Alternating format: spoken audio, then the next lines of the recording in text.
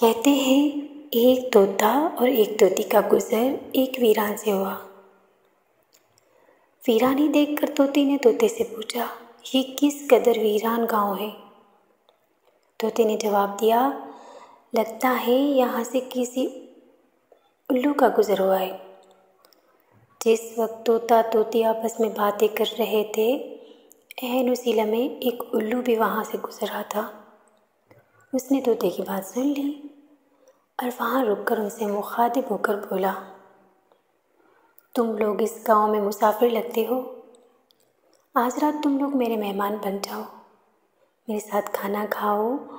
الو کی محبت بھری دعوت سے طوطا اور طوطی انکار نہ کر سکے۔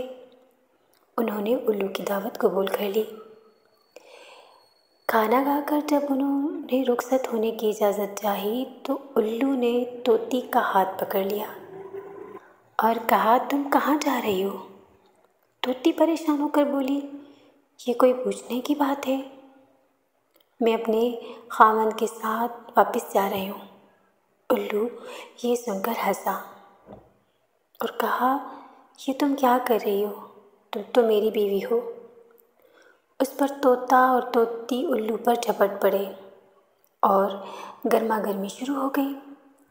دونوں میں جب بحث تکرار زیادہ بڑھی تو الو نے طوطے کے سامنے ایک تجویز پیش کرتے ہوئے کہا، ایسا کرتے ہیں، ہم تینوں عدالت چلتے ہیں اور اپنا مقدمہ قاضی کے سامنے پیش کرتے ہیں، قاضی جو فیصلہ کرے گا وہ ہمیں قبول ہوگا۔ الو کی تجویز سن کر طوطا اور طوطی مان گئے۔ تینوں قاضی کی عدالت میں پیش ہوئے۔ قاضی نے دلائل کی روشنی میں الو کے حق میں فیصلہ کر دیا۔ عدالت برخاست کر دی۔